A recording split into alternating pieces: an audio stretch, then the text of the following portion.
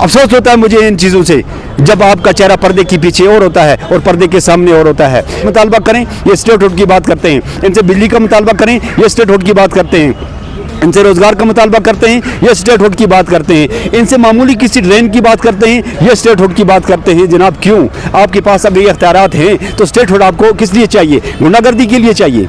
यहाँ बोलने वाले जो लोग हैं, जो आवाम की बात करते हैं, उनको दबाने के लिए आपको स्टेट हुड चाहिए। वो स्टेट हुड हमें नहीं चाहिए, हमें फुल फ्लैश स्टेट हुड चाहिए, हमारा हक है, लेकिन इंसाफ के तकाज़ों के अंदर रह के, इंसाफ के दायरों के अंदर रह के हमें अपना हक चाहिए। हमें गुंडागर्द सरकार की जो है वो किसी भी तरीके से ज़रूरत नहीं है। कोई भी एमएलए जम्मू कश्मीर के अंदर नहीं है जो गरीबों की बात समझे। एक मेराज मलिक था, नेशनल कॉन्फ्रेंस को पता था कि जब असेंबली सेक्शन होगा तो ये हमें नंगा करेगा, और उसने नेशनल कॉन्फ्रेंस का साथ छोड़ दिया था। इन्होंने एक प्रोपेगेंडा करके उसको जेल में डाल दिया ताकि असेंबली में हम महफूज रहें। देखिए इरशाद साहब, मैं इस पर थोड़ी तफसील में बात करूंगा और मैं अपने देखने वालों से गुजारिश करूंगा कि आप इसकी तफसील देखें और आपको सब समझ आ जाएगा कि नेशनल कॉन्फ्रेंस ने जम्मू कश्मीर के साथ क्या किया है। जिस तरह नेशनल कॉन्फ्रेंस ने इस बार लोगों के साथ वादे किए थे और फिर उन वादों से नेशनल कॉन्फ्रेंस ने यू टर्न लिया, इसी तरीके से नेशनल कॉन्फ्रेंस ने कहा था कि हम जम्मू कश्मीर के लोगों को 53 की पोजीशन बहाल करके देंगे। उस नाम पे कई साल लोगों से वोट लेके अपनी इक़्तिदार की कुर्सी हासिल की, और उसके बाद फिर नेशनल कॉन्फ्रेंस ने कहा था कि हम अटानमी आपको बहाल करके देंगे। उस नाम पे नेशनल कॉन्फ्रेंस ने कितनी बार इक़्तिदार हासिल किया, और उसके बाद धीरे धीरे चलते चलते नेशनल कॉन्फ्रेंस ने जम्मू कश्मीर में न जाने किस किस नाम पे वोट लिए, और एट लास्ट जम्मू कश्मीर की कौम को नेशनल कॉन्फ्रेंस ने इतना कमज़ोर करके रख दिया कि आज इस कौम की वो हालत है कि हम बात कर भी नहीं सकते। और ठीक एक साल पहले 16 अक्टूबर को जब एक सरकार पूरी हुई, उससे एक साल पहले इलेक्शन के अंदर इन्होंने कहा था कि सारी 53 की पोजीशन भी भूल गए, अटानवी को भी भूल गए, और इन्होंने कहा था कि हम 370 आपको वापस करके देंगे, 35 आपको वापस करके देंगे। स्टेट हुड का कोई भी इनके इसमें एजेंडे में नाम नहीं था, इनका 35 और 370 पे था। लेकिन जब इलेक्शन लड़ा इन्होंने उस नाम पे वोट लिए, लोगों के इमोशनल के साथ, लोगों के जज्बात के साथ खिलवाड़ करके वोट लिए। जैसे इक़्तिदार की कुर्सी हासिल हुई और उसी के दूसरे दिन उमर अब्दुल्ला साहब ने यू टर्न ले लिया कि हम 370 पे अभी बात नहीं करेंगे। वजह यह है कि इन्होंने दिल्ली को खुश करना है, और जिस दिल्ली से इन्होंने पावर्स लेने हैं उनको खुश करना है। जिस दिल्ली ने इनको इस वक्त सारे प्रोटोकॉल दे रखे हैं, उनको खुश करने के लिए जम्मू कश्मीर के लोगों के जज्बात को कुर्बान कर दिया है। एक साल के अंदर एक पत्थर भी नहीं हिला, एक पत्ता भी नहीं हिला, एक ईंट भी नहीं लगी कि जो इस मौजूदा गवर्नमेंट की हम तारीफ़ कर सकें।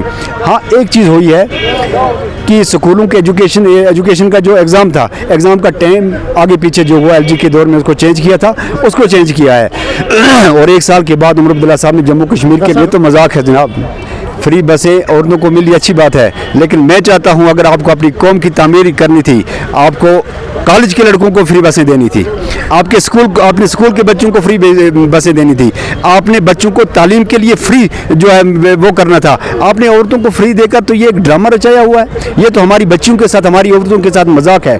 हम कहते हैं इस्लाम के अंदर औरत जो है वो एक पर्दा नशीन समझी जाती है, और आपने उनको फ्री बसें देकर बाजारों में निकाल दिया। ये आपने हमारी इस कौम के साथ किया है।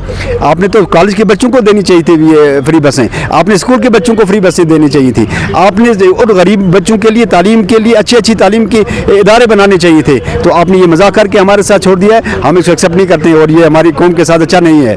आप देखें इस कौम के साथ जितना नेशनल कॉन्फ्रेंस ने बार बार ज़्यादती करके इस कौम को कमज़ोर करने की कोशिश की है, इतना किसी भी सियासी तंजीम ने नहीं किया विदाउट किसी पॉलिटिक्स के। अलग अलग बात की आपका जवाब दे दूंगा। एक उमर अब्दुल्ला साहब ने 2 जगह में इलेक्शन लड़ा, ये अपने डर से लड़ा, उसको डर था हारने का, और प्रॉब्लम ये थी कि लोगों के जज्बात जुड़ गए थे उस वक्त 370 और 35 के साथ, और बिजली फीस की माफ़ करने के साथ, 1 लाख नौकरियों के साथ, 12 गैस सिलेंडरों के साथ लोगों के जज्बात जुड़ गए थे, और दोनों जगह में कामयाब हो गया। वरना उसने कामयाब होने के लिए नहीं, अपने डर से दोनों जगह से इलेक्शन लड़ा था। बहरहाल वो मसला चला गया। अब यहाँ 1 साल के बाद उसने कहा कि मेरी बहन और मेरी आंटी फीस भरती है। इस घर ने, इस ख़ानदान ने जम्मू कश्मीर के लोगों को बेवकूफ़ बना के अपने घर और अपने परिवार को ऊपर लाया और कुछ नहीं किया।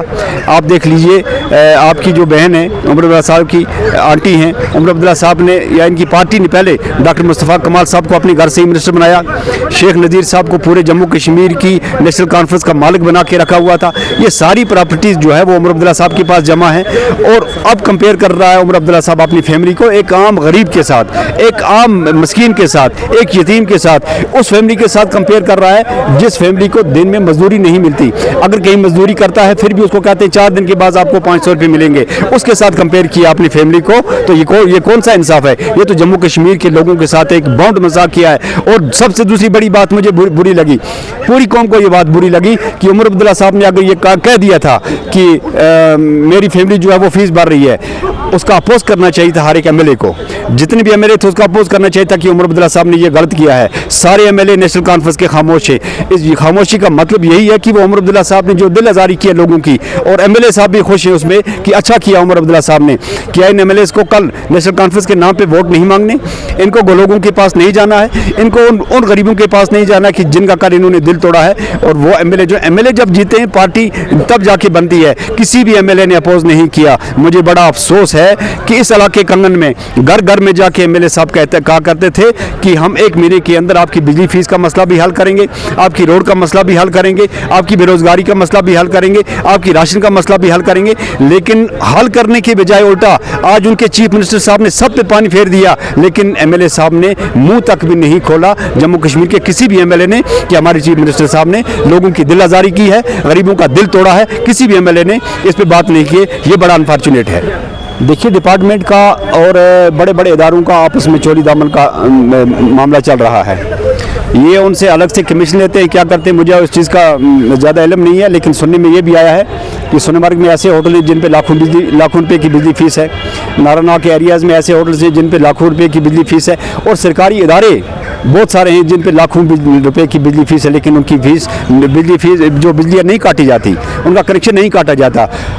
कनेक्शन अगर काटा जाता है, उसी गरीब का कनेक्शन काटा जाता है जिसको 10 रुपए की मजदूरी नहीं मिलती। ये डिपार्टमेंट का सबसे ज़्यादा जुल्म है, और इस पर कोई एमएलए कार्रवाई नहीं कर रहा है, इस पर असम्बली में कोई पॉलिसी नहीं बन रही है, इस पर कैबिनेट में कोई पॉलिसी नहीं बन रही है, इस पर जम्मू कश्मीर का चीफ मिनिस्टर जो है वो कोई सोच विचार नहीं कर रहा है। वो सिर्फ अपने घर, अपने परिवार, अपने इसके लिए रिश्तेदारों के लिए रो रहा है कि वो फीस भरें। जनाब, आप अपने रिश्तेदारों के लिए क्यों रो रहे हो?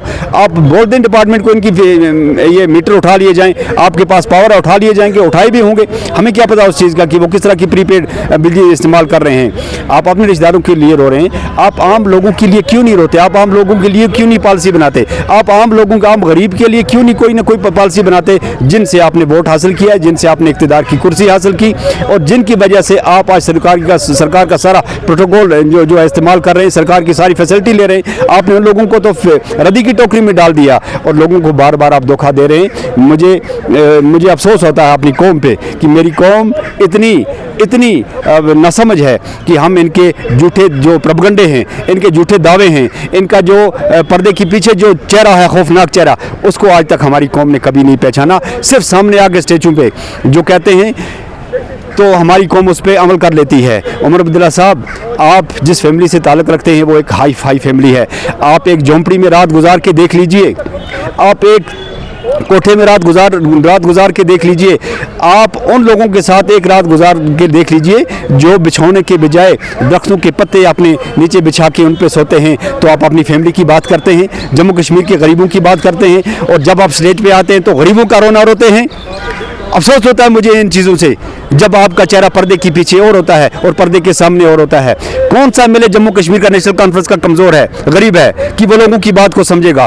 कौन सा एमएलए जो है लोगों की इसके गुर्बत का एहसास कर सकता है? कोई भी एमएलए जम्मू कश्मीर के अंदर नहीं है जो गरीबों की बात समझे। एक मेराज मलिक था, नेशनल कॉन्फ्रेंस को पता था कि जब असेंबली सेक्शन होगा तो ये हमें नंगा करेगा, और उसने नेशनल कॉन्फ्रेंस का साथ छोड़ दिया था। इन्होंने एक प्रोपगंडा करके उसको जेल में डाल दिया ताकि असेंबली में हम महफूज रहें। असेंबली के अंदर इनकी जो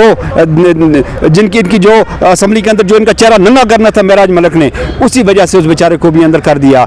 शुक्र अल्हम्दुलिल्लाह इनके पास आज पुलिस नहीं है। अगर इनके पास पुलिस होती तो न जाने मेरे जैसे लोग आज कहाँ होते। मुझे नहीं लगता कि हम लोगों की बात कर पाते। मुझे नहीं लगता कि हम, मेरे जैसा आदमी, एक ज़मीनी सतह पे एक गरीब फैमिली से ताल्लुक़ रखने वाला आम इंसान की बात कर सकता। मुझे नहीं लगता मेरा मंजूर साहब जो है ये लोगों की बात कर सकता। सोशल एक्टिविस्ट फोरम के जो नौजवान हैं ये लोगों की बात कर सकते, कभी ना कर सकते। इनका क्रैक डाउन होता हमारे ऊपर, लेकिन अल्लाह का फजल है कि पुलिस इनके हाथ में नहीं है। और इसीलिए इनसे पानी की मुतालबा करें, ये स्टेट हुड की बात करते हैं। इनसे बिजली का मुतालबा करें, ये स्टेट हुड की बात करते हैं।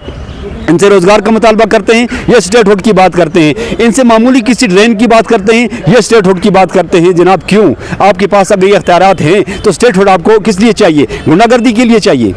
यहाँ बोलने वाले जो लोग हैं, जो आवाम की बात करते हैं, उनको दबाने के लिए आपको स्टेट हुड चाहिए। वो स्टेट हुड हमें नहीं चाहिए। हमें फुल फ्लैश स्टेट हुड चाहिए, हमारा हक है, लेकिन इंसाफ के तकाज़ों के अंदर रह के, इंसाफ के दायरों के अंदर रह के हमें अपना हक चाहिए। हमें गुंडागर्द सरकार की जो है वो किसी भी तरीके से ज़रूरत नहीं है। मजीद मुनफरिद और दिलचस्प वीडियोस के लिए हमारी YouTube चैनल जरूर सब्सक्राइब करें।